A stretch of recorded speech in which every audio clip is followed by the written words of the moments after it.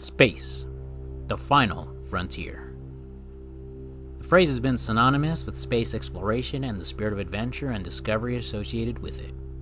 It invokes a sense of wonder and the boundless possibilities that lay beyond our planet. Hey folks, Mr. G-Brains here. Today we're going to be diving into Imperium, an open-world survival sandbox game that throws you into an entire galaxy to explore, mine, fight, and build your way through. Imperium has been floating around in early access limbo since 2015. Is it worth your time in 2025? Let's find out. At its core, Imperium is a survival sandbox with sci-fi ambition. Think Space Engineers meets Ark Survival Evolved with a bit of No Man's Sky exploration thrown in. You begin stranded on a planet, sometimes hostile, sometimes temperate, armed with only the bare essentials.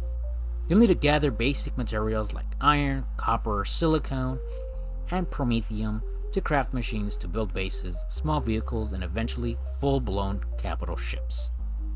If you choose survival mode, you'll have to watch out on your food levels, so that means collecting berries and plants to make quick on-the-fly food, or go hunting the local wildlife for precious meat. Just be cautious, as some animals are passive. Some will straight up mess you up if you're not careful. And depending on where you start, there's also the oxygen system. Pretty simple stuff here, you want to be able to breathe right. So finding and converting water or ice into oxygen is essential. Each planet has its own temperature management and environmental hazards, such as radioactive fog or storms. So survival isn't just about HP bars, it's about adapting to the planet's ecosystem. Did I forget to mention the factions within? More on that later. All that being said, there is options to go to creative mode or explorer mode. Creative mode lets you go hog wild and create whatever you please without limitations, without enemies. Or explorer mode lets you just explore the universe without worrying about the survival aspects. Exploration is where Imperium shines. I'd say it's the strongest aspect right next to shipbuilding. Planets are fully explorable with seamless transitions into space. No loading screens. Crazy, right, Bethesda? See that moon? You can go to it.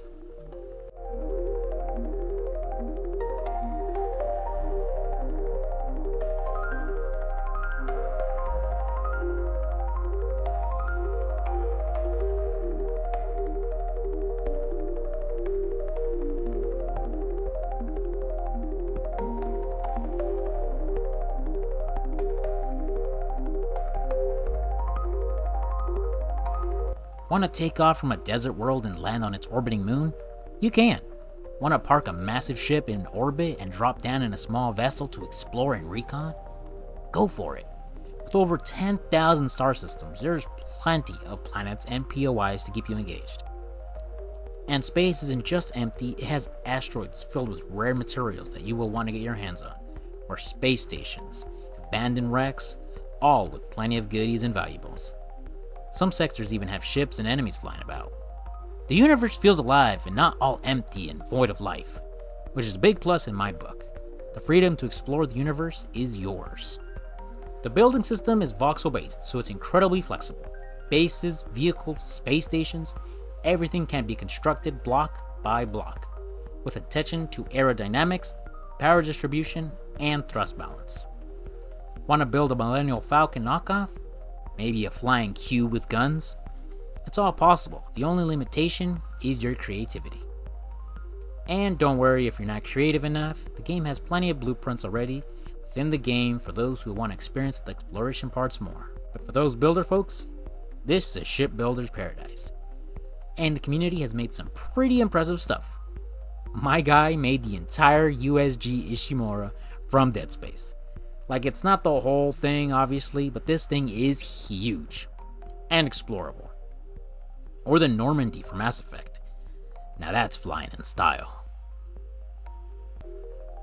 Turrets and ammo, cargo and its capacity, CPU systems, wireless logistics, it's deep.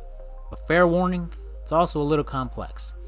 Not Space Engineers level, but you will be spending a good chunk of time in menus.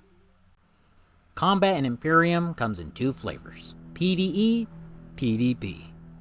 On the PvE side, You'll fight drones, alien wildlife, and the mysterious Zinrax Empire, a faction of heavily armed humanoids with a lot of territory and attitude. Also, while on the subject on factions, yes, there is NPCs within the galaxy, about 14 factions in total with their own respected territories. And they can be altered depending on what you do, like mining in territories and stealing. You can trade, fight, or ally. The choice is yours. There's also a full in-game economy with currency, trade goods. Want to be a peaceful trader and just haul cargo and sell it in exchange for credits? You can. Want to roleplay as a space pirate and just attack everything that moves? Totally valid. Just don't be surprised when a faction comes knocking at your base in retaliation. Combat can range from boots on the ground firefights to zero-G space battles. Turret placement, shield systems, ammo logistics, they all matter. Small ship-to-ship fights are, well, pretty decent to say the least. They can be a little messy, a little funky, but it works. However, more big ship-to-ship combat is way better, in my personal opinion. Just seeing a bunch of missiles and lasers being exchanged in space is always awesome, will never get old. And once you're done, you can go ahead and loot them for their goodies. Personally, I don't play PvP on survival games, just due to the fact that I'd rather not. So I'm sorry, I can't give you any input on this. I do apologize. Progression in Imperium is gated by both materials and tech levels.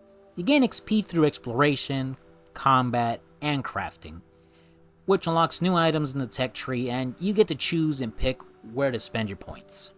That means you'll start with basic cover vessels before working your way up to interstellar warships loaded with hard drives and shield generators.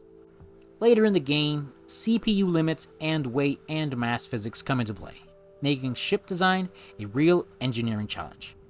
Want to build a battleship? Better learn how to balance power output, cooling, and thruster placement, or you'll be spinning in circles. Or just explode. Literally.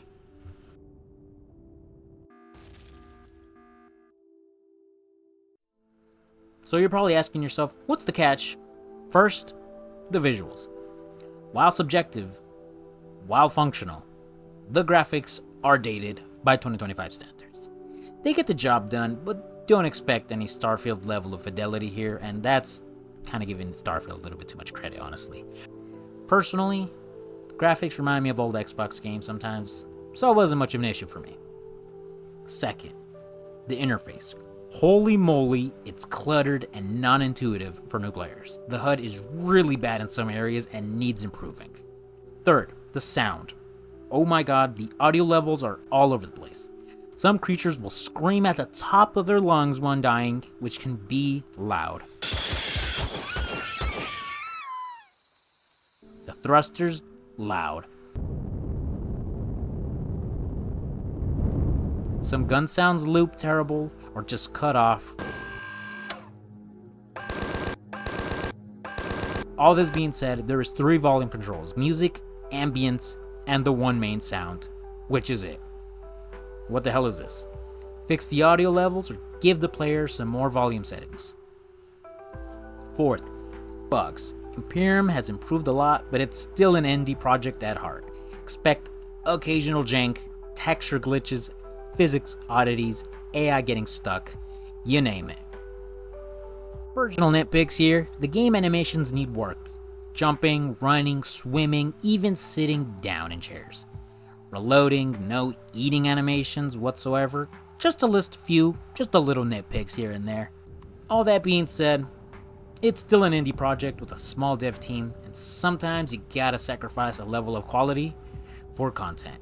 And to be fair, I'd rather have a fun game looking and sounding like this than a pretty game with ultra graphics, but it's boring and you can't even do much. Imperium Galactic Survival is not a game that holds your hand, but if you're someone who thrives in deep sandbox games, who loves building, who enjoys exploring strange new worlds and testing the limits of your creativity, this might be something you might want to explore. I'd say pick up this bad boy. It's only $20, it's pretty cheap, it's pretty decent for what you get out of this. It's ambitious, clunky, and sometimes frustrating, but also utterly unique. Few games let you go from punching trees on a backwater planet to commanding a capital ship across a solar system. Just be ready to learn, fail, rebuild, and grind. A lot. Don't forget to give it a like, subscribe, and ring that bell for more. Until next time, you guys stay safe out there.